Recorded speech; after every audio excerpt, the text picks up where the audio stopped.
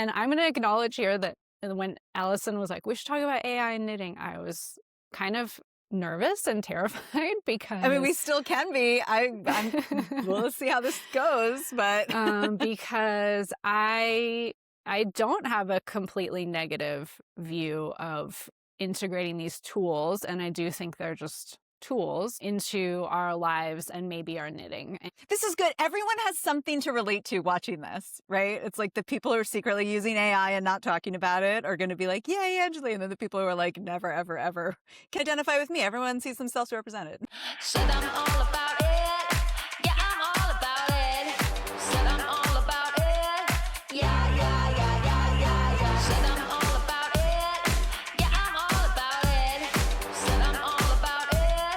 Yeah, yeah, yeah, yeah, yeah, yeah, yeah. Hello, and welcome to Season 2 of Two Women Yelling About Knitting, a show that is not about what we're buying or what we're making, but instead asks questions like, should we be using AI in our knitting? This is a space where we look up from our works in progress and acquisitions and talk about what we see in the wider world of knitting, its political, social, and historical context. But don't worry, it'll be fun. I'm Anjali, and I'm a knitter in Denver, Colorado. I'm Allison, and I'm a knitter living outside of Washington, D.C. We're friends who share a love of knitting as well as an interest in a lot of sticky topics that relate to knitting. Things like politics, mental health, intellectual property, and more. We are recording another 6-episode series with a new episode and a new topic every 3 weeks. If you want to join us on this journey, hit the subscribe button to follow along.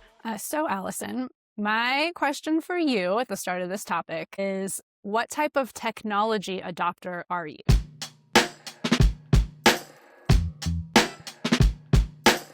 And this is based on something you may not have seen before, which is the Rogers diffusion of innovation theory.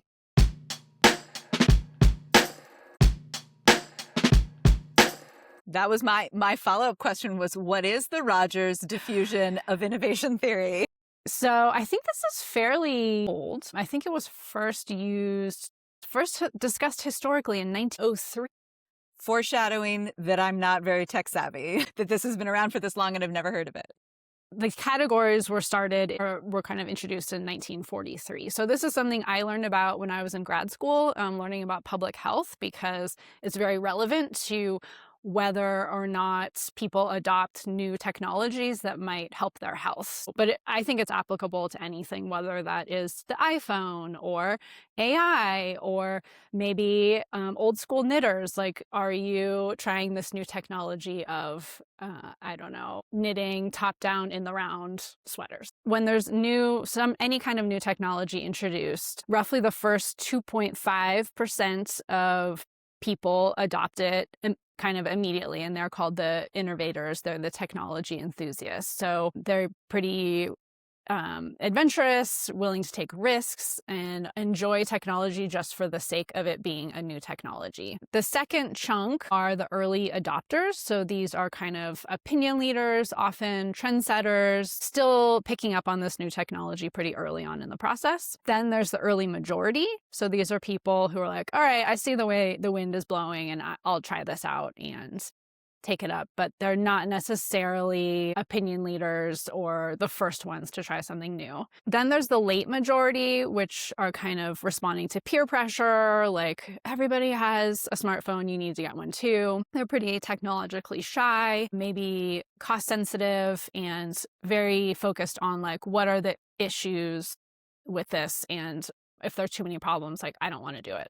And then last are the laggards, who are very skeptical of new technology, suspicious of innovations, and just want to maintain the status quo and are not necessarily embrace change. So of those categories, how would you categorize yourself? So I think my initial impulse is that I am a late majority person. It's interesting to hear you explain this. I can immediately thought of other people in my life who fall into the other categories. Like, I remember another friend telling me about the concept of apps, and I was like, that's so dumb. Why wouldn't you just go to the internet?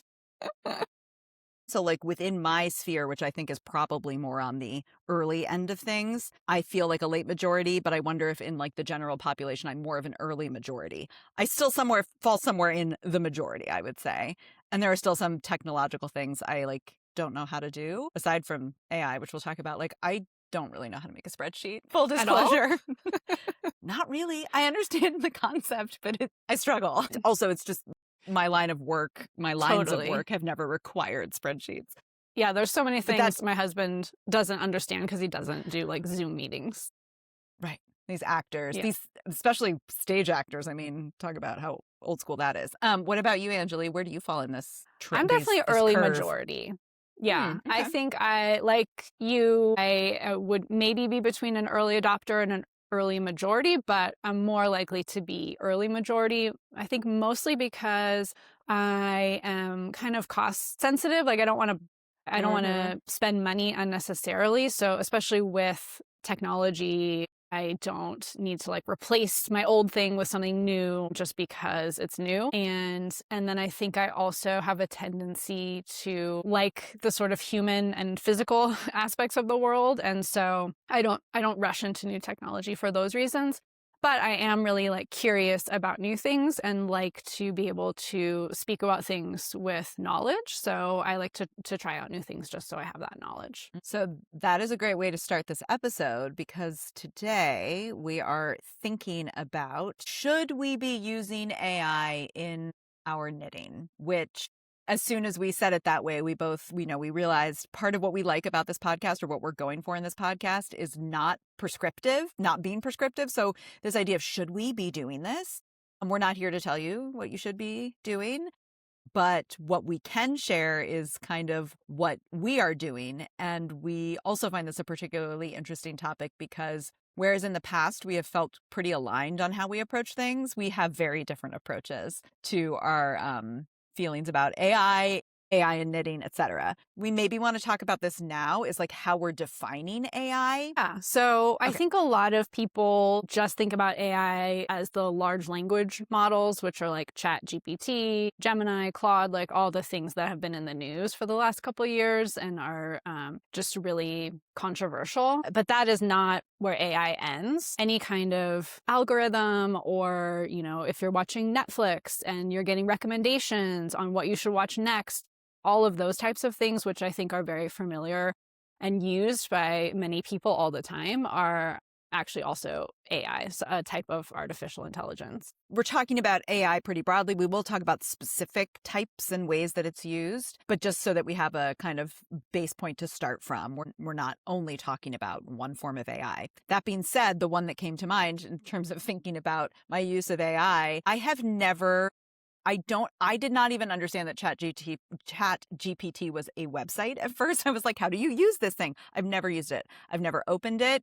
Yeah, it's like a sticking point for me. It's not like, oh, I just haven't gotten around to it. It's like, I'm intentionally not doing it, which I understand may not be sustainable as an attitude, although I still haven't made a spreadsheet, but that is kind of my reaction to it and the way I see it being integrated without my asking for it. I'm like, stop talking to me that way.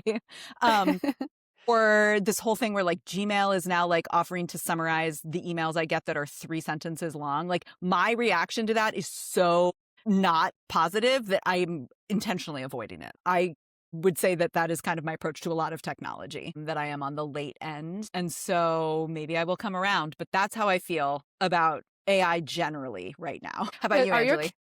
Are your kids learning about it in school at all? That is a great question. One of my day jobs is in an educational capacity. So I work with a lot of high schoolers, and I've heard from a lot of high schoolers, and we know this from the news, but just hearing anecdotally a lot of high schoolers being like, I am only doing handwritten in-class writing at school now because schools are like so worried about AI that they're trying to, that we can't even be on computers. Which is honestly like maybe a better innovation for schools to I support it. I support it for sure, as I would probably. But even just like in my kids' own use of technology, like they say, oh, I'm going to, let's Google something, which we do together. And they just start reading the AI overview and take it as fact. And I'm like really trying to drill into them that they can't simply read whatever shows up at the top of Google, or at least fact checking what are the sources. Kind of doing that. How about you? Are your kids using it at school? Yeah. So my son is part of a pilot program with Denver Public Schools where in his math class, they're using AI in math. So he came home and like his first day of math class, he was like, yeah, today we learned how to write good AI prompts. And I was like, what? But I thought it was interesting because it's going to be part of their lives. To me, like as someone who is a writer, using AI prompts to like help you work through a math problem is less like morally gray, like tricky area for me than, for example, like using AI with like creative writing or things like that. But he has used it in his English class as well. And we kind of talked through, I just told him why that made me feel uncomfortable or like maybe critical questions he should be asking about that. But honestly, like I'm glad they're addressing it and learning how to use it in a responsible way that like uses critical thinking. It's undeniably going to be part of their lives and their like careers, their futures. So I think would be unfortunate to kind of not talk about it at all because that's just sort of putting your head in the sand about reality. So how do you feel about it? Yes. And for yourself? So just speaking about like things like ChatGPT and those large language models, in the past year or so, maybe like 8 months, I have gotten more curious. At first I was like, I don't want to think about it. It scares me. It's weird. I don't know what's happening. And I just got to a point where my husband works in the film and TV industry, and that has been completely changed. Just hearing stories from people that work in the industry, for example, like hearing from someone, I think working for the History Channel, where they're like every single one of our historical reenactments that they shared in like this season's meetings were all AI generated because I think shows like that don't have the same union protections. So it just kind of feels relates to this idea of jobs that we'll also talk about, like again, always capitalism. Yes. So like AI and jobs is something we will talk about as well. So, but keep going. So the writing just feels on the wall. Like this is here to stay. This is something that's going to keep advancing. I can't just ignore it. I just feel like in a way, like I can't afford to not understand it and to not think about how it's going to impact my field in the future and just get comfortable with it. That doesn't necessarily mean I'm not critical of it because I am, but I do feel that I need to understand it. And beyond just like the workplace, I think just as like a citizen of the future, you and I, like we have memories from before the internet. Like we know what it looks like for this huge technology to completely transform the world. And I definitely have older people in my life that kind of checked out. Like if they don't understand something that's happening, they don't know how to try to Google the answer to that. And I also have older people in my life that did stay, like made the effort. My mom is someone that like has made the effort to understand new technology. I can see how that has kept her in touch with the world in a way that those who have decided not to engage with the new technology have kind of fallen out and become like outside the world. So I guess it's just like facing my own mortality. I don't want that to be me. Like I want to still understand enough to be a part of the cultural conversation. Yeah. I mean, I'm thinking about somebody in my life who like did not stay on top of technology and it was fine. And she was fine. Like the way she interacted with the world had no relationship.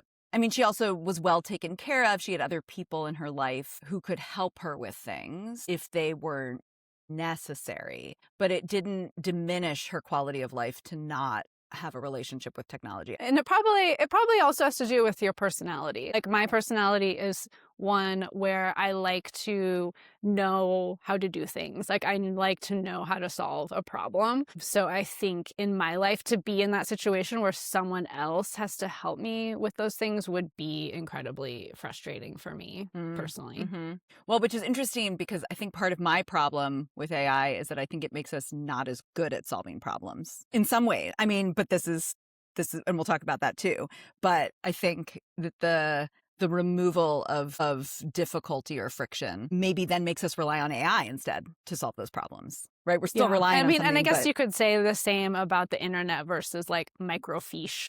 If you're researching something, those tools won't be available anymore. I also don't think that like LLMs are like the greatest thing ever that will like solve all our problems and save everything and make us so much more, effective and efficient. But I also don't think it's the end of humanity I have seen a lot of technological changes happen in the world in my lifetime, and it makes the world better and worse. I do acknowledge that there's so many environmental and potential economic harms through the sort of unthinking, widespread, and fast adoption of AI.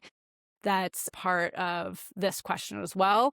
I do think there is a way to address this both on an individual level and like individual choices and on a systemic level and what we push for at the systems level from like our political systems and the corporations that own these big AI programs. So with those initial thoughts on AI, generally speaking, this is a knitting podcast. And so coming to this question of should we be using it? How is it being used? What is the relationship? People have a lot of thoughts about AI and knitting. I haven't used AI in my knitting, so I have no personal examples, but things I've seen, a pretty experienced knitter asking ChatGPT to write her a pattern that she actually quite liked, using AI imaging to try out different color combinations on patterns. And somebody had a whip that had languished for so long that she had lost the pattern and couldn't remember what it was, and used, I guess, reverse imaging with AI to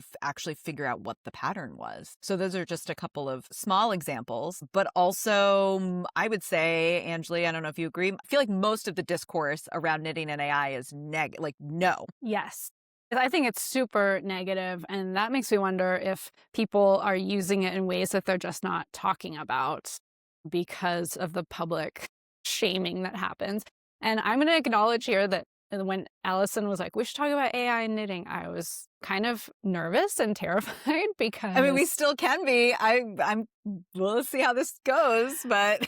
because I don't have a completely negative view of integrating these tools, and I do think they're just tools, potential tools, into our lives and maybe our knitting. And I think that having any kind of positive or even just neutral view is really highly shamed in the knitting space. Yeah, what can you give us a rundown of some of those controversies that you've seen? Yeah, some of the controversies are very well earned. For example, these fake patterns that are released that use fake AI generated images, and then fake AI written patterns, and then are sold. And it turns out that they don't work at all because this is not actually made by a human being or double checked by a knitter or human being at all. So that, rightly so, controversial. And then there's a little more of a gray area of designers or influencers or yarn businesses using AI generated images to promote their products or promote like a knit along or some other event. Those are highly shamed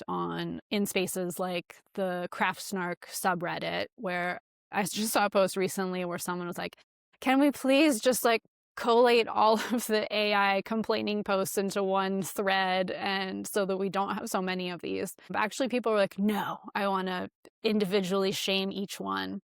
Personally, I'm more like offended visually and aesthetically by those types of posts, often like those AI generated images, more than like morally offended by it. I understand why a business might use those tools just because it's so much faster if they don't have a lot of capacity. And then I think sometimes AI use at all, like we mentioned, is a controversy for some knitters. It's just like a line in the sand for them. But for me, I think just kind of vilifying these individuals rather than critiquing the system that is promoting AI and the AI economy without having any sort of legislative oversight or regulations around it are the bigger things that we should be critiquing. And I just wonder about, I don't know, it just is bothersome to me when people, for example, to use a food example, which is always something close to my heart, is if someone is using their SNAP benefits to buy chips, for example, and like shaming that person. Like, I think that is really common, rather than asking, okay, what are the systems that mean this person can't actually afford to buy more nutritious fresh food. And similarly with AI, it's like all of the effort that you're putting into shaming and posting about and talking about these individuals or businesses, small businesses, are you putting that same energy into like writing to your legislators, like protesting? For example, in Colorado, there's been some resistance to giving developers tax breaks for using land to develop these huge data centers being used for AI. Like, are you writing to your legislators about issues like that at the same time that you're critiquing this well-respected small yarn business? I'm not really seeing energy on both ends. I'm really seeing the energy put into shaming individuals, which to me seems not only ineffective, also just like shaming just for the sake of shaming. Yeah, that's sort of my thoughts on the craft snarking about all AI period. And I think we do ourselves an injustice by not talking about this and allowing curiosity and exploration about the use of this new technology within our hobby. And it doesn't mean you have to use it or not use it, but to say you can't even really talk about it or try it out or think about it just seems really restrictive to me. And to be honest, like technology innovations have been a part of knitting from the very beginning. Like knitting is an innovation. And Allison, I know you think a lot about like the history of knitting and crafting, and I'm just wondering if you know anything about other technology innovations that have been part of knitting's evolution over the years. Yeah, so we definitely have also touched on this in previous episodes, because the idea of tech and knitting is a theme that weaves through a number of other themes as well. So something we've talked a lot about in the past, and I think most recently in the gender episode, was about kind of industrialization and knitting. So very specifically, commercial mills producing yarn and the massive amounts of technology required to do that, moving knitting away from a home space and into a professionalized, industrialized, technological, machine-driven space over human. Another, maybe more in an interesting way, more recent one, but that we don't necessarily think of as recent, is circular needles. And that's why, as you said at the beginning of this episode, the idea of like a top-down in the round sweater is actually kind of a newer thing. You knit flat and you seamed. So circular needles were actually first patented in 1918, but then they didn't gain popularity until later. And like, I pick a circular needle over DPN any day. Yeah, it's so I even very much rely on that. Even interesting to see, like over the last 20 years, how much circular needles have taken off as a new technology, and interchangeable needles. Interchangeable needles. Also, yeah, the materials that needles are made out of, right? So like plastic, steel, all of those needles, those are more recent inventions because they're not being like whittled out of items that we find in nature, like bone and wood. So all of those being technological innovations that have influenced knitting. Another example being the knitting machine, which I looked into a little bit. Interestingly, it was invented in 1589 and rejected for patent by Elizabeth I multiple times, in part over fear out of putting hand knitters out of work. Home knitting machines became more popular in the middle of like the 20th century and then kind of petered out, although there's a movement back towards those. And also, I would say, reaction against them. I feel like I do see knitting machines on my Instagram and stuff like that, but I also think I have seen some kind of like negative reactions to it, that it is inferior or lesser, or like a judgment value placed on it because it is done with a machine over by hand. This idea, really post-industrialization, of knitting being a response against technology, you know, kind of like being able to forget about these things like circular needles and Ravelry, which we will get to, but the way that technology is changing knitting, and seeing knitting almost as this like pure space of being against those kind of technological innovations. Like we have talked in the past about the arts and crafts movement of the 19th century as a response to industrialization. Do things by hand because it is not industrial. It is not based on machines. Again, the idea of contemporary knitting, the revival of knitting being about slowing down and turning away from our screens and getting away from technology to connect with something older and more pure. But as you said at the beginning too, it's really, is anything ever really one or the other? Like it's really hard to make that blanket statement. Another thought, and is just the idea of this response to technology. There's also the whole like Luddite movement, which we use that term in contemporary speech to mean someone who doesn't get technology. Like I would be considered a And Luddite doesn't based want on it. my doesn't want it, but like there's also this undercurrent of like, and they couldn't get it even if they wanted to. Like, oh, I'm such a Luddite, I can't figure it out, which is really not what it was. It was originally a labor movement, essentially, which was like going in and breaking machinery because the thought was that this machinery is taking away jobs. And it was something, the woolen industry was very much part of that, where it was like industrialization of the woolen industry is taking away jobs because we don't need as many people to do these things anymore that machines are doing. And so we're going to break these machines in protest against the jobs that are being taken. And at the same time, technology can take jobs away, and it can also create opportunities for new jobs. And we just wanted to talk a little bit about some of the more recent tech innovations in knitting. And a huge one, obviously, is the internet. And so if you look at things like YouTube, both for shows like ours, but also for tutorials, teaching people how to knit, basically every aspect of a knitted pattern demonstrated for you in a video. Something like Ravelry, the ability to sell digital patterns and download digital patterns, and online shopping for yarn, for knitting tools, all of these things completely revolutionized the practice. And I think you can see today that the people who were on board very early on with finding ways to use the internet in their knitting were really able to thrive.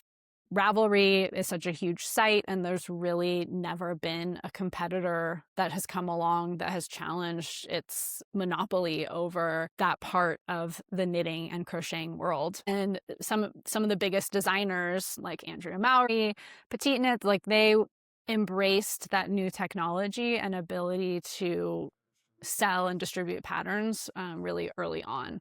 So that just makes me interested in what does AI mean for knitting? Where is this going to go, and how will people be using it? So, for example, I mentioned the Netflix recommendations early on. If you found this podcast through a YouTube recommendation, or if you found any podcast through a YouTube recommendation, whether it pops up on your screen after you finish something or it's on your homepage, that all utilizes AI to make those recommendations. If you use an app like Ravit, which utilizes Ravelry like in an app form, and you get recommended patterns, all of that uses AI technology. Or sites like yarnsub.com, where you put in the yarn that the pattern calls for and look for appropriate substitutions. Things like that, tools like that use AI. So I think without knowing it, we have incorporated AI kind of quietly into our lives and our knitting practices. So it's interesting that you bring, as I said in the beginning, I'm like, never AI, never anything tech. But I have to acknowledge my pattern usage is highly technical. Like I love Ravelry. All my note taking about my knitting, I use Ravelry for that. I absolutely scroll it and look at the hot right now patterns. Maybe the biggest way I integrate tech into my knitting is that I love a digital pattern. I very rarely print them out. I keep them on my phone. I do all my note taking on my phone. And that's how I do it, where here I am saying I'm not a tech person, and that's my preferred way to do patterns. Whereas for you, Anjali. Yeah, for all my curiosity around new tech, I absolutely hate reading from a digital pattern, and I will download the pattern, immediately print it onto paper, and take my notes all over that. I love just like circling or highlighting, the stitch counts for my size, writing my notes about my gauge. And I shared on an earlier episode about the beginnings of our knitting journeys about how I store it in a notebook, totally not a screen or tech person when it comes to patterns. I much prefer having the actual paper. So we talked about ways that we've seen other people use AI in their knitting. And Angela, you brought up an interesting article that kind of goes into that. Do you want to talk about that a little bit more before we talk about your AI experiment? Yes. So I was just curious to see if anyone else had been writing or talking about what are the possibilities or what is predicted for AI and knitting. And Lina magazine had a pretty short article, which we'll link to below, that talked through some of the possibilities. So, for example, like designers could potentially use it for like creating stitch patterns or visualizing them, could help them with grading and things like that. And another point that was kind of interesting to me, which I've been encouraging my workplace to think about using AI for, is increasing the accessibility of patterns, specifically around like languages. So if you speak a language and the pattern has not been translated into that language, using AI to translate the pattern into your language. And in the same way, using AI for text to speech for knitters with visual impairments or who can't necessarily read a written pattern. Also, we'll talk about in the next segment just how patterns can be rewritten for maybe instructions that are a little easier for your personal brain to understand and follow along with. And of course, also some negatives like less creativity and versatility. And I would say, just talking about the AI that's already in use that recommends patterns to you based on what you've already made, that is a pathway to less creativity and versatility, because it's kind of like you're building your own knitting bubble where the things that you're most likely to see are the things that you have already made, rather than opening up your world to new possibilities. So, and we know that AI can be biased, and that could make the knitting field as a whole maybe less accessible for smaller knitting designers, maybe from marginalized backgrounds. Or obviously, if you already have a platform, which also is formed by the algorithm, like kind of handing more power to those that already have power rather than an even playing field for everyone being able to succeed. Which comes to this jobs question of, right, and totally your point taken that one door closes, another door opens, like what jobs will become available. But right now, all I'm able to see are the jobs that are lost. So like you said, too, the thing about it's like grading gets to be easier, but it's like, but also a lot of designers employ graders. Like, will it make someone's job easier or will it replace their job? Yeah. And I totally acknowledge that, while also thinking about, for example, we were also alive for the introduction of tools like Photoshop, Illustrator. Like those tools were done by human beings, like by hand for a very long time when it comes to like graphic design and layout and things like that. Jobs are now gone. Like they don't exist for the most part. But at the same time, it also opened up opportunities for more people to be able to do graphic design and not require these specialized tools or training to do it. And now, like you see something like Canva that's now replacing those trained graphic designers who know how to use Adobe Photoshop. So it's always going to be changing. Things will always be changing. And because of capitalism, I think moving towards less like manpower, like human hours needed to complete a task. At the same time, you see more of a embracing of things like someone who is painting signs by hand. Like those things now have more value because so little human touch goes into the design that we're starting to see today. So Anjali, before this episode, she sent me a cryptic list of questions to answer, which I answered, like kind of knowing what they were for, but also not really understanding where it was going. So this was the experiment I alluded to earlier. Anjali, tell us what you did. So I was just curious to know, what would ChatGPT say about how I could be using AI or like tools like ChatGPT in my knitting hobby in ways that would help me personally, like not in general, but just me personally and my needs and my quirks when it comes to my knitting. So typically before I start, like when I do a prompt, I ask it to ask me some questions, some clarifying questions before it starts answering. And that just helps to like make the answers a little more applicable. So I'll just go through the 5 questions because these are also the questions I sent to Allison without any context. Because then after I had them answer for myself, I was interested what it would say about her. So the questions were, and I what can't kind of use knitter? ChatGPT because I don't know how. So Angela had to do it for me. So what it asked me are, number 1, what kind of knitter are you most of the time? As in like following published patterns, self-drafting, heavily modifying things. Question 2, where do you feel friction or cognitive load when knitting? Like understanding pattern instructions, doing math for sizing, keeping track of modifications, things like that. Number 3, how do you currently track or document your knitting? Ravelry notes, notebook, spreadsheets, which Allison doesn't know how to do, so we know it's not that one for her. Number 4, are you interested in creativity and design help or mostly efficiency and clarity? So like brainstorming sweater details versus turning vague ideas into step-by-step plans. And number 5, do you want tools that integrate into your existing workflow or are you open to new systems? So those were the questions I answered. So it gave me 6 possible ways that I could be using ChatGPT style tools to help me. And I tried out a few of them, so I have some thoughts. So the first one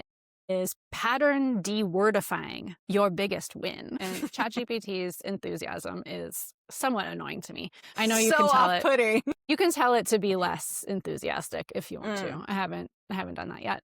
I dislike wordy patterns, I told it, and I worry about missing key steps, which is true. Like when I just see a chunk of text and it's just, I'm like, ugh, like I can go through all this to make sure I don't miss anything, but I prefer, especially as now, like, I don't know, intermediate knitter, I don't need all the hand holding. But don't worry, this is exactly where LLMs shine, Allison. Oh my gosh, that's what it said? So that's what Wait, it is said. that what it said or are you saying that? No, that's what it said to me. And I'm going to believe it without question. Okay.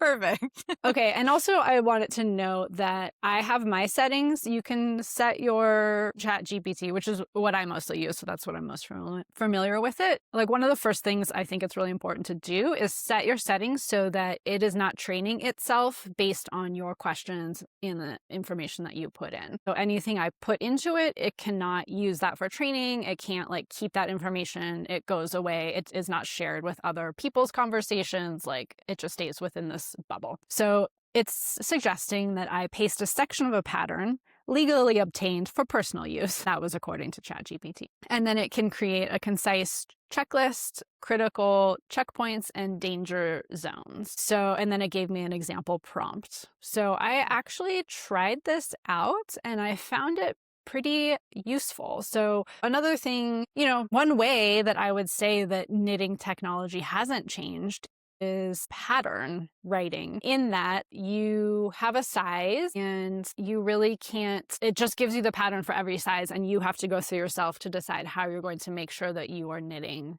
instructions for your size. And that can be a little bit unwieldy. There are some pattern designers like Tin Can Knits had an interesting app that they were putting out where you could get some of their patterns that if you put in your size, it would just show you the instructions for your size. So I think that is definitely like a piece of knitting that could use some improvements. And even being able to say like, okay, my bust is a size 3, but the rest of my body is a size 4, alterations like that, which obviously you can do by hand, but could potentially save yourself some heartache and mistakes by having it done for you. So I did try this out and I thought it was interesting, and I think I will try it with the next garment pattern that I knit, or if there are particular pattern designers whose style don't work well with my brain, where I'm just like, I don't like following this pattern. I think it could be helpful to just drop a section in and see what it comes out with. I especially like the checklist rather than paragraph style instructions. Another use that it suggested was gauge off math without spreadsheets. So, if you do a gauge swatch, your gauge doesn't quite work. So what I usually do, I actually already use this calculator that I found on the internet. So This is not necessarily super life-changing for me. I don't know if I would use it unless my gauge was so off or so strange that the gauge calculator I currently use wasn't pushing me towards another size. Or sometimes if my gauge is off and I need to go smaller and there are no instructions for any, like a size that's small enough, then maybe I might use this, but probably not going to be a big one for me. And then another one that I liked was, which kind of relates to the first, was mistake prevention mode before you start. This is an underused but powerful approach, Allison. This might actually be the one I object to most, which I will tell you why later. Interesting. But go ahead. So this asks you again to like paste sections of the pattern, and the prompt is like, read this and tell me the top 5 places knitters commonly make mistakes, any assumptions the designer makes, and what I should highlight on my printed pattern before starting. So I liked this one because often for me, as I'm knitting something, it starts to come together. Like there is that moment when I first start something where I'm just like, I don't know what I'm doing. I'm just following the instructions. And I can't foresee places where I need to be paying more attention or keeping something in mind. What I will often do is go to Ravelry and look at the pattern projects and then filter for the most helpful ones and read through their notes to see if there's anything. But sometimes a project might not have a lot of people that have knitted it yet, or the ones that are most helpful are like, oh, they did some modification that everybody likes. That's not what I'm looking for. So I actually tried this with the Scylla vest, which was a great pattern. It's the vest I knit for my sister, a Petite Knits pattern, but it did definitely have some weird moments where the pattern did not guide you through these weird moments in a helpful way. And honestly, for some of because you had to be following a chart, but she didn't give you the whole chart. And then there was like some strangeness under the arms where you definitely had to kind of like, I hope this is right. And it ultimately turned out fine, but I would have liked to know that I was going to be needing to fudge things or understand, just be very thoughtful in those places. And the pattern itself does not indicate that necessarily, but I did find that when I put in that section to ChatGPT, it did talk through that. And if I had done that before starting this pattern, I think it would have saved me a little bit of stress and heartache. But I'm curious to know your thoughts on that. Okay, before I comment on what I think, which maybe my mind will change when you tell me, but I definitely have some thoughts. But I'm curious because you gave me the same questions it had asked you. You asked me to answer them. And then I guess you used what I responded with to see what ChatGPT recommended for me. So I'm curious to know what those recommendations were before I deliver a final verdict. All right. So you said you follow patterns, but often with smaller modifications. And you said you use math for sizing and gauge fudging, and those take the most thought, but you don't mind it. You use Ravelry and photos to track your knitting, and you are most interested in ensuring you get the right fit. And then you definitely want a lightweight and informal tools that integrate into your existing workflow, not whole new systems. So the first suggestions it gave to me were really like basic. Like you wouldn't need help with. It could sense that I was not receptive. So it said things like comparing your body measurements versus finished garment measurements, talk through ease choices in plain language. That's like, you don't need that. Like comparing what type of pattern silhouette would be the best for what you're looking for. I was like, none of this is good. So I said that you are an advanced and experienced knitter, so those suggestions seemed unnecessary, and that you're already good at spotting problems and troubleshooting solutions. What would it suggest? So this is what it offered instead.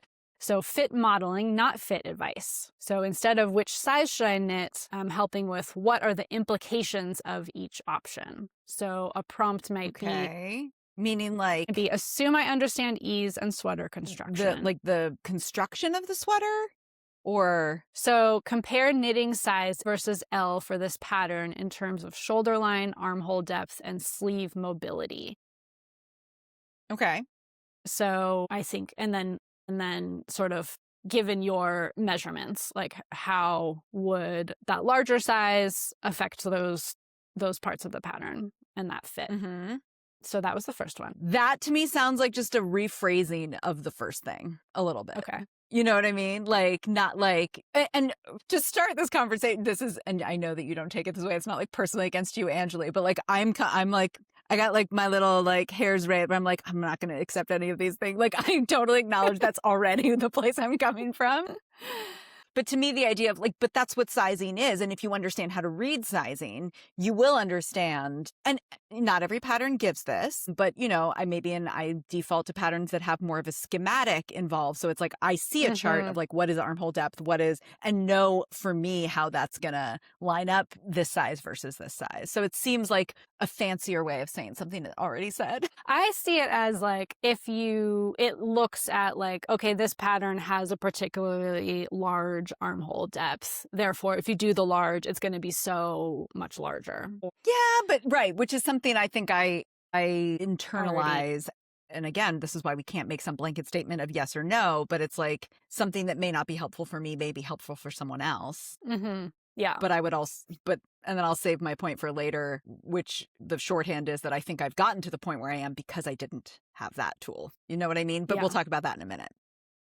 Okay, well, I don't think you're going to like the second one either. So the second one is this gauge is good. math. Everyone has something to relate to watching this, right? Yeah. It's like the people who are Gauge secretly using AI and not talking about it are going to be like, yay, Angeli. And then the people who are like, never, ever, ever can identify with me. Everyone sees themselves represented. So this is saying gauge math as scenario testing, not correction. So although you don't mind gauge math, it doesn't mean you might want to run 3 parallel versions in your head. So this is saying you prompt it to tell how off your gauge is and then walk through 3 viable strategies and their downstream effects. Okay. Yeah. So this mirrors how experienced knitters actually think. I think that would be my response too, which is like, that is part of the thought process for me is like, okay, well, the stitch count, the stitch count is off. Is it a matter of I go up by a needle size, but then how is that going to affect my final fabric density? And is that what I'm going to want? What's it going to do to the row gauge? Does the row gauge matter as much? Like, yeah. So I think that is a thought process. Again, something I think I already go through that I feel comfortable going through. Yeah. And do I need a check on it or not? I don't know. Right. The third one is your mod impact mapping. So I love it. You already know how to mod. Yeah. What's expensive is keeping track of interactions. So it's saying like, if, for example, you say, I'm planning these mods, shorter yoke, wider sleeve, less waist shaping, map interactions or conflicts I should be aware of. Okay. Yeah, I understand that. And right. So that's like a little bit of the mistake troubleshooting where it's like, okay, you make this modification, but you haven't thought about how that's going to influence this piece, right? It's like, well, I make this modification, but then what will it do downstream? Yes. I think I would be curious to see what it tells me. And also, I don't know that the way it would report it to me would make sense to me, interestingly. So maybe I'll try this and I'll come back to it. Yeah. I wonder if part of it too, and maybe now I'll just go into my diatribe, unless there was something else. I feel like the next one is sort of along the same lines of like, what are finding the implicit assumptions in the pattern? For example, like if it relies heavily on row gauge and you don't realize it. You know, it was interesting. So I had this conversation just yesterday with somebody who was working on a pattern where the pattern indicated a certain number of rows and she didn't want to have to count the rows. So she used the row gauge in the pattern to instead calculate the inches that amount should be. She was like, great. So I'm just going to knit to 13.5 inch, or it ended up being 7 inches. She did the math wrong at first, but then checked it in her own head as she was going. She was like, I'll do 7 inches because she originally got 13.5. And she was like, that seems very deep. It was like an armhole situation. She's like, that seems very deep. And then checked her own math and was like, oh, it's actually 7. And so she modified the instructions to account for it, right? It's like 54 rows is not everybody's going to get the same gauge necessarily. And so rather than going on rows, I'm going to go on inches. Right. So she like adjusted the pattern for herself, which is a great way to jump into my diatribe, which is, so the way that the questions were phrased, it was like, what points of friction or Removing. cognitive load? Is that what the Mhm. words that were used? Friction and cognitive load? Mhm. And again, my little like AI hairs on the back of my neck went up. I'm like, cognitive load is another word for thinking to me, right? So again, this is all very personal, and it's not that somebody else shouldn't do this. But I think that the cognitive load piece of it put me off because it was asking me, where do you have to think really hard? And how do we make that less? And for me, knitting is about thinking hard. Like I like that piece of it. Mhm. And I think that it has made me a better knitter, right? So I, without knowing too much about it, I reminded me of that. I think it was a study out of MIT that like tracked cognitive activity in the brain using ChatGPT to write an essay and not using it. And not using ChatGPT had a lot more brain activity. And to me, that is the process of learning. And as somebody who has been a teacher and like enjoys education as an idea and field, I really value the learning process, which requires setbacks and thinking. And like the idea of making mistakes, it's like, don't worry, like we'll make sure you don't make mistakes. And I'm like, that's where I've actually learned the most about knitting is when I've made the mistakes and have to go back. And yeah, it's more time, it's more effort, it's usually not more money because like at the end of the day, it's one long piece of string and you can undo it and redo it. I don't have to buy more yarn unless I've miscalculated, but that was going to be the case either way. And so of all places to me, knitting is the place to make mistakes because they really are fixable. I mean, even more so than something like woodworking or sewing where you cut or you chisel away and your materials have been changed permanently. Like knitting, it's like I could unravel a whole sweater and do something else. Unless I've steeked it. It's a separate situation. But for the most part, like I can fix these mistakes. So why not learn from them here?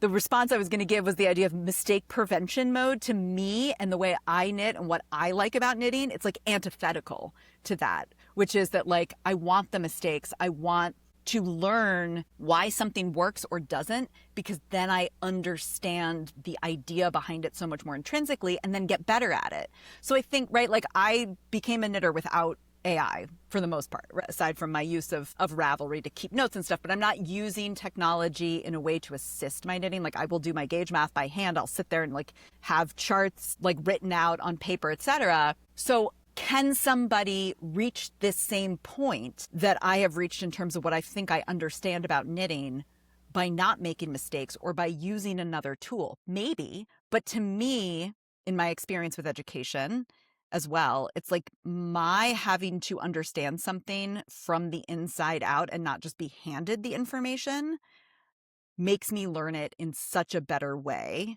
I do have this reaction to AI across the board, but also understand that it will just be part of my life. But also like in the same way that we don't have to think it's entirely good or entirely bad, we don't necessarily have to incorporate it into every aspect of our life, right? It's like maybe for me then knitting is this space where I'm not using that tool. With AI in general, though, a little bit, it's like we want to make things easier for you. And I'm like, easier to me doesn't always down the line mean better. Yeah. That's my diatribe. I get that. And diatribe I get that. and scene. But I think that's where I'm coming from. And again, but I have the luxury of being in this place where I think I've learned a lot already.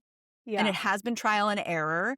And that's how I come to knitting, as this space to make mistakes, which I'm actually really bad at in a lot of other parts of my life. And that doesn't mean that everyone has to come to it that way. That doesn't mean that, the takeaways here, it's like, what is the point of knitting as a hobby? Everybody uses knitting and gets value out of knitting for different reasons. Just because that's where I get my value in knitting and understanding something doesn't mean that somebody else isn't just like, I just want to make this beautiful thing. And whether or not I understand everything about it, I don't really care. I want the result. And that's also a totally viable way to have a hobby. Yeah. For me, I totally agree about the mistakes and like that's how you learn. What I was struck by reading through these with you right now was like a lot of these solutions are kind of solving the problem of poorly written patterns. Like it's not really solving our problem. It's solving or not even poorly written, but like written in a way that maybe is unclear or not as usable for you personally. That, for me, I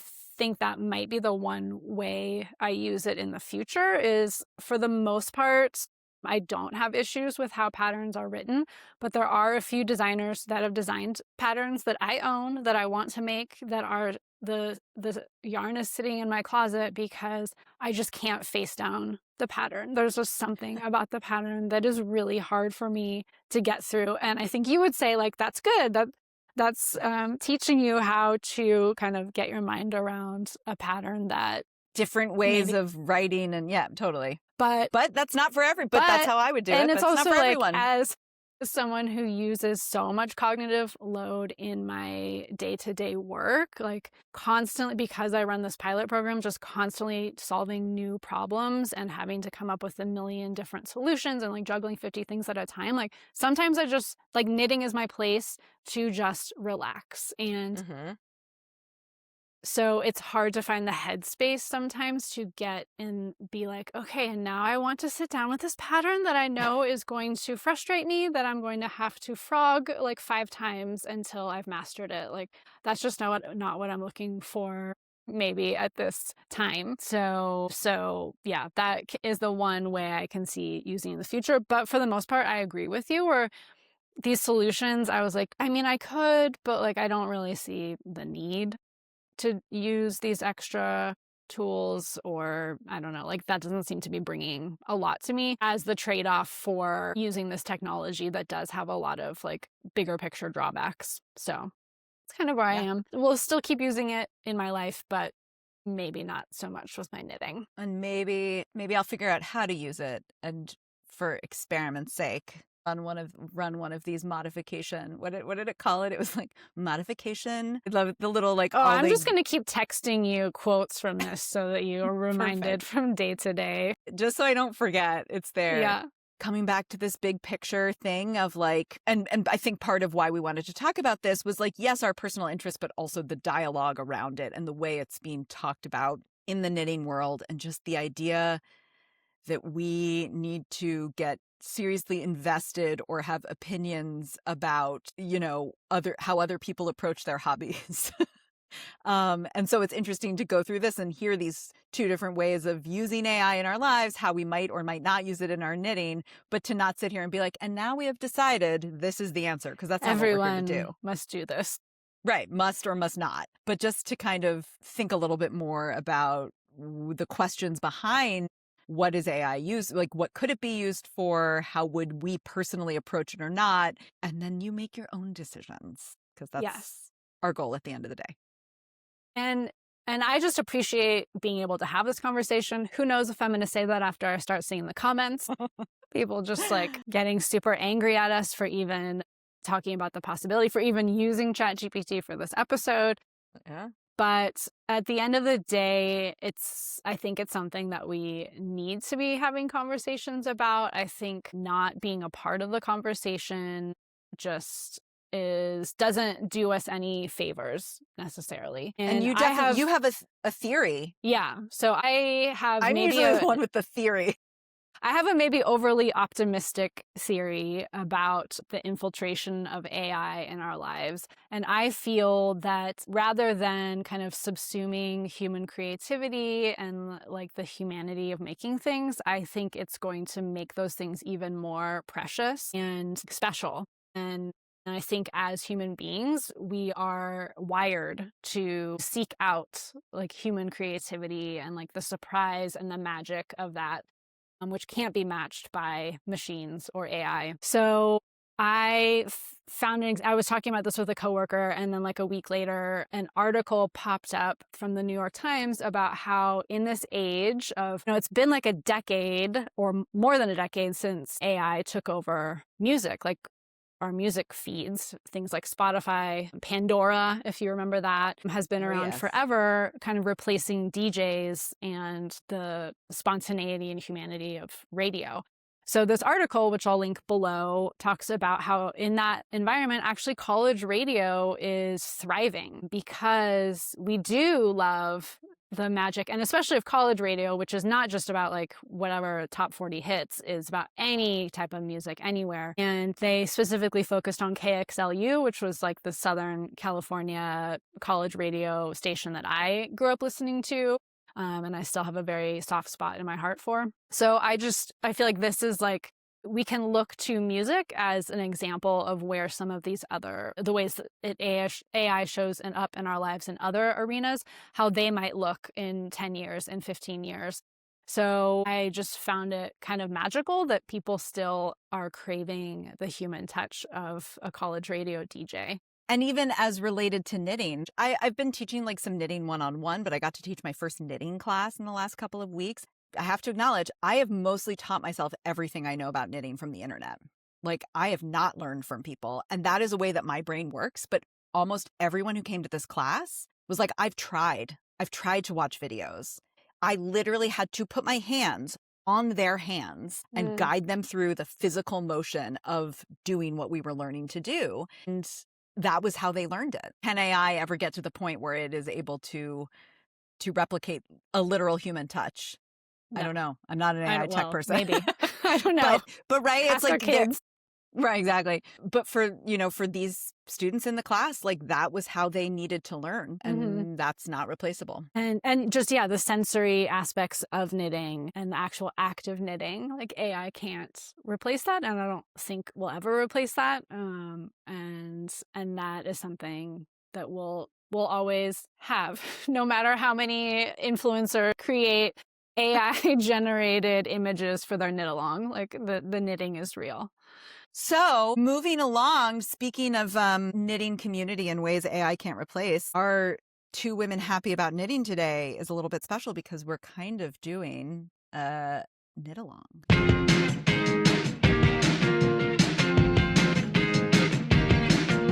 A little A two-person knit along. We did not make an AI generated image to go along with it, and we won't. We did not, which is it pronounced Lume? I think so. Lume. I would say Lume by Sari Nordland, a very popular colorwork pattern. Angeli, is this your first stranded colorwork? Yes, for a garment it is. Very exciting. Do you have it with you? Can we see it? I do. So I had to go with a slightly larger needle for all sections. I am using Shelter. The gray is Brooklyn Tweed Shelter in sweatshirt. R.I.P. I know. And then the blue is, I don't know if you'll be able to see how cool this blue is, but this is Hairsville Designs. The color is Aquifer. So it has a lot of like different heathered colors in it. Yeah. But it's a little bit chunkier than the Shelter. So that's why I had to go up on needle sizes. So I love it. It's so light because of they're both woolen spun. Yeah. And I can't wait to fully block it and wear it. Yeah, in the beginning you were like, this is looking a little funky, but you blocked it mid-project and it like chilled out, right? Yeah, it's still a little funky just because I think of the woolen spun as not super even. Consistent, but yeah. I think it still looks nice. I like it. It looks so good. Yeah. I How love about it. you, Allison? You've been having some struggles. Yeah, so maybe we'll put up a picture. I did almost the entire yoke. It's this Walcott yarn is the name of it. It's like, I absolutely love it. It's so wonderful. And I believe it was the base called Origin, and a hand spun contrast color. Got the whole yoke done, and the hand spun was very, very colorful, and I did not like it. And I frogged the whole thing. I decided I'm actually going to use it for a more geometric. It's the waffle pullover by Amy Christoffers. I liked how the hand spun would come across in that one more. Yeah. So then I did a different one where I did Cascade 220 as my main color and a different hand spun that was more consistent. Okay, now that I'm looking at it on screen, I kind of like it more. But I think it looks good. I'm just not, and it's not for perfect. lack of loving color work. I love color work. I just don't like how this is going. And I think, and this is a pretty consistent hand spun, like I don't mind the texture on it, and it changes. So it's a more even tone, but it does, like it moves from like a purple to more of a blue to more of a gray. But I'm just not loving it. And this is in that like making mistakes category, gives you information. I think that I maybe have discovered that I don't love hand spun in a kind of like more pictorial color work. Mm-hmm. Like I love I've done hand spun in a more geometric way or in a way that is like, yeah, not what I'm calling pictorial, where it's like an image that you're trying to get, like flowers and vines, as opposed to just like a geometric alternating color pattern. Right. And so maybe I'm going to keep going just to see, because I haven't really gotten to the color change yet. So maybe I want to see how that works out. But maybe I'm going to have to abandon it and try again with yet another one. Part of my takeaway from this too is like I in my life have not felt that I'm a very aesthetic or like visual person. And more than anything, knitting my own clothes has like given me a sense of my own intuition when it comes to that. Like I intuit that I don't love how this is going versus this colorwork sock I am loving so much. Cute. And it's like, no, these colors, like, yes, absolutely. I love that. And just being able to listen to my own self and my own intuition on what I like and don't like in a visual way, more so than in any other way I've ever thought about clothing or design or anything like that, is very clear to me with knitting. And it's like really nice. I feel like it's coming into other parts of my life to have that trust in my own intuition on what I like and don't like visually. So that's nice. Yeah. But yours looks great. I can't wait. We'll have to we are looking down the line to try to get together again to do an in-person thing. And I will have to find some combo because we're going to have to wear them together. Hopefully it'll get cold enough in Denver to actually wear it. Oh my gosh. Yeah. I was joking. Don't mind saying this on the podcast. I'm at my parents' house to film today. Oh yeah. It's different background. And, I can't wear the sweater I wanted to wear because they keep their thermostat so high. I am actually sweating through this t-shirt. Angela, I know you have a commitment coming up. So real quick, what would you like to yell about that isn't knitting? So I want to yell about companies that will repair their goods and send them back to you for free. Just in the conversation around environment, sustainability, like part of why I love knitting is that it can be a very sustainable hobby, and learning how to mend your knits definitely. And so I have a Topo backpack Topo design backpack is about 10 years old. I love it. It became like the diaper bag for my kid. I used it in grad school, and my cat would always chew on the arm. And I just realized a couple months ago that one of the seams on the like strap of the backpack had completely split open. So just out of curiosity, I Googled to see if they had any sort of warranty, and they definitely do. So if you have some kind of failure of your bag from them, then you can I sent in a couple of photos, like emailed back and forth with someone who appeared to be a real person, not AI. And mailed it back. So they're going to repair that and send it back to me. And I couldn't be happier because although it looks like a very well-loved and well-used backpack, it's still very functional. And I'm super happy to have it hopefully be used for the next 10 or 15 more years. Allison, what are you yelling about that's not knitting? I'm going to yell about a book I just finished and a book I just started. The book I finished was The Mirror and the Light, which is the last of the Wolf Hall trilogy. Listen to it on audiobook. It was a 38-hour audiobook, which is definitely the longest audiobook I have ever listened to. And yeah, like what an opportunity to just be like so immersed in a world. And I'm listening to a book called This Golden Fleece, which is like, it's a writer who like takes different patterns from around the UK and talks about kind of like the history of knitting in the UK. And she's also like making these patterns or like using these knitting products as she's talking about kind of their history. It's a lovely book to be listening to while I knit. So nice. Thank you all for being here. Thank you for joining. Can't wait season 2.